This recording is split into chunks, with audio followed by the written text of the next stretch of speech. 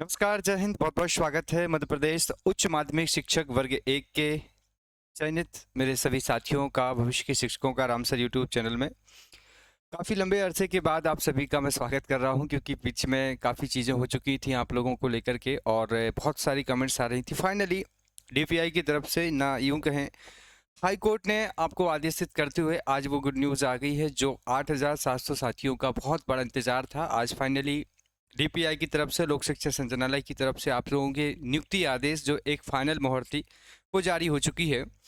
तो ये सुप्रभात, क्योंकि आज का दिन आप सभी के जीवन में हमेशा दिवाली ही होती है। जो जीवन में 2018 की जब नियुक्ति हुई थी, 2021 या 22 में, तब भी दिवाली का ही समय चल रहा था और इस समय भी 8-10 दिन ही बचे हुए हैं। तो 8,700 साथियों की जो पोस्ट है, जो आपका रोस्टर आया हुआ था, उस हिसाब से जो प्रक्रिया हुई है, प्रक्रिया में बीच में हाई कोर्ट की रोक भी लगी थी। उसके बाद नियुक्ति प्रक्रिया को रास्ता साफ हो गया है।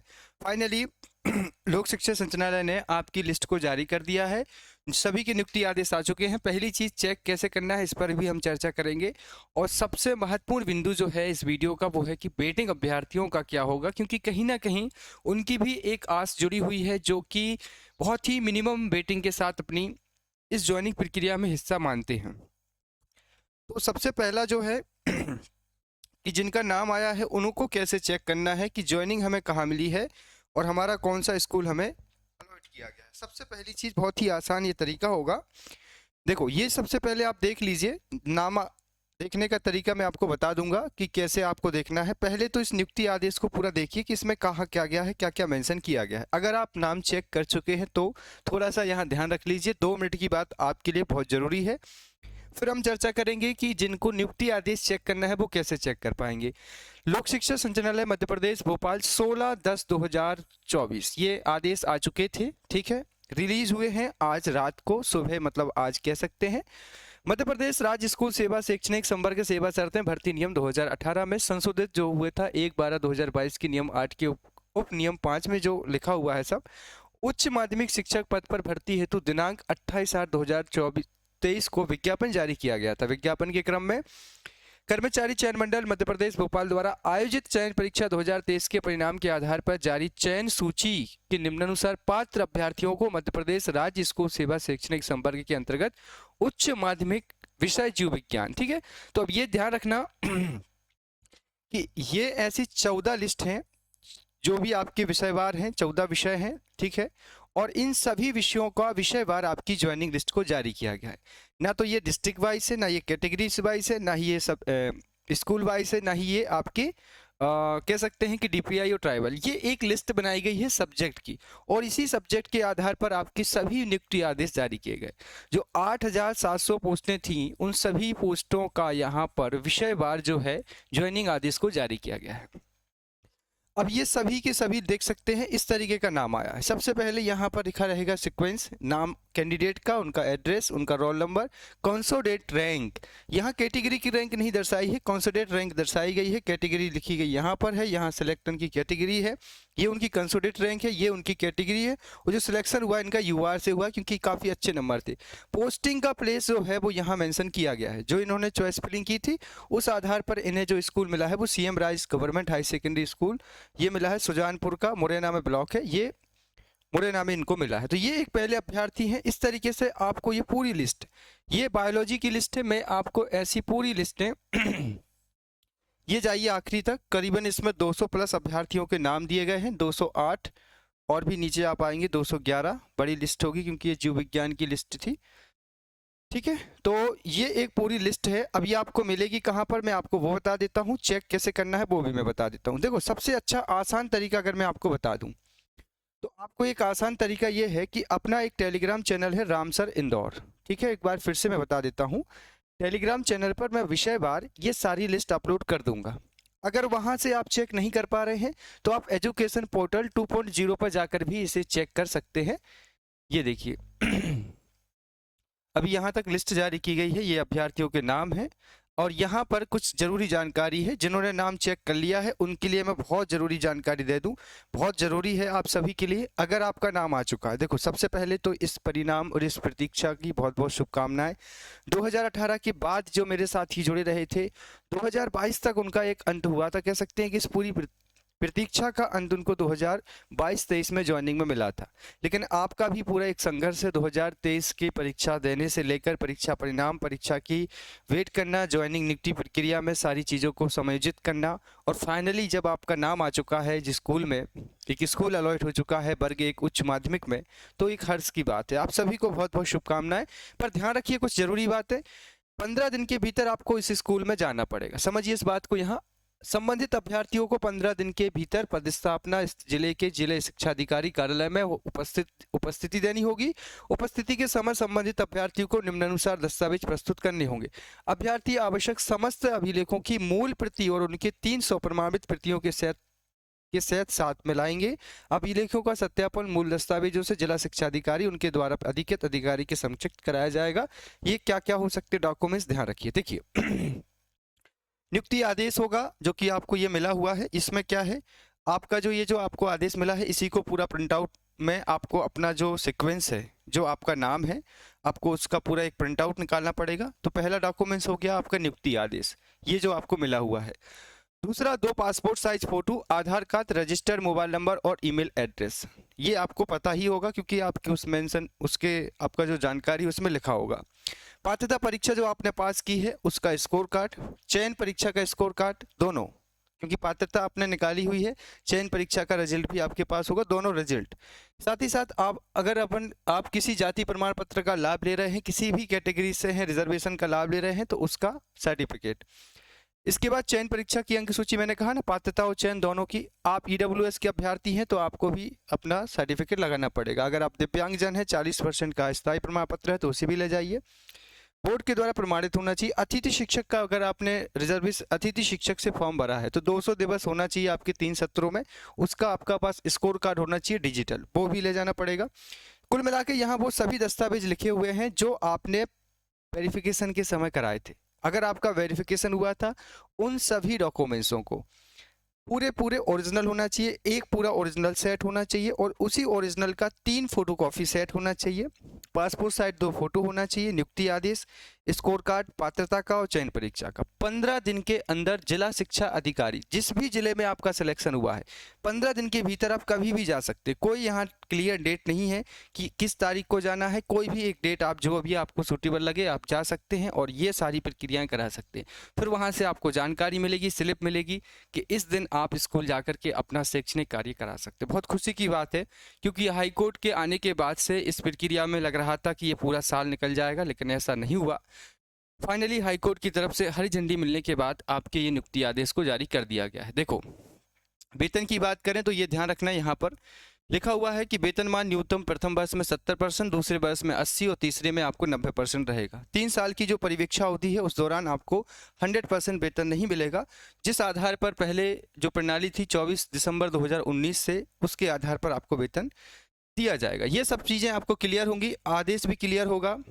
इसके बाद मैं आपको, ठीक है, इसके साथ में इसके जो आपको नियुक्ति आदेश हैं वो मैं आपको बता देता हूं। टेलीग्राम चैनल पर मैं विषयवार आपको सभी आदेश अपलोड कर देता हूं, ठीक है, जितने भी आपके नियुक्ति आदेश हैं तो जितने भी आपके विषयवार नियुक्ति आदेश हैं वो टेलीग्राम चैनल है रामसर इंदौर, पहले भी आप लोग जुड़े होंगे जब रिजल्ट आया था। बहुत सारी चीज़ों में मैं यहाँ पर जानकारी आपको अपडेट करता हूँ। इस टेलीग्राम चैनल पर आप जुड़ जाइए। यहाँ पर आपको मैं अभी आधे घंटे के अंदर सभी विषयों के नियुक्ति आदेशों को विषयवार जारी मतलब भेज देता हूं विषयवार, ठीक है। तो ये आप लोग अपना नाम चेक कर सकते हैं जिन साथियों ने वेरिफिकेशन कराया था और चॉइस फिलिंग कराई थी, एक बार ध्यान रखिए। तो ये तो हो गई पहली काउंसलिंग। 8770 पदों का रोस्टर आया, रोस्टर के हिसाब से सभी पदों को वितरित किया गया। उसमें कुछ बैकलॉग के भी पद ज़्यादा थे। संतोषजनक भर्ती रही है। बैकलॉग के पद चूंकि 18 से खाली थे तो इनको भरा जाना जरूरी था, इसलिए 8700 की संख्या दिखाई गई। वास्तविकता आपको भी पता है कि कितने पद ओरिजिनल में निकले हुए थे, पर ठीक है, जैसा भी हुआ प्रक्रिया हुई। अब बात आती है कि क्या सर आगे कोई उम्मीद है, क्योंकि देखो हर साल ऐसा होता है, पिछले 2018 की भर्ती में भी हुआ था। इस भर्ती से हम कितनी अपेक्षा रख सकते हैं कि दूसरी काउंसलिंग होगी? अभी भी समझना इस बात को आप सभी। पहली काउंसलिंग के दौरान जितने भी साथियों को ये नियुक्तियां मिल चुकी हैं, इसमें भी बहुत सारी पद रिक्त हुए हैं अभी भी। इन रिक्त पदों को लेकर दूसरी चीज़ जो मैंने आपको पिछले कई वीडियो में कहा था कि अबव ऑफ 100 वेटिंग, इसमें दो विषय थे, एक विषय था गणित और एक विषय था अंग्रेजी। गणित विषय और अंग्रेजी विषय में मैंने कहा था कि अगर आपकी वेटिंग यहाँ पर 100 है, एक सेकेंड रुकिएगा आप लोग,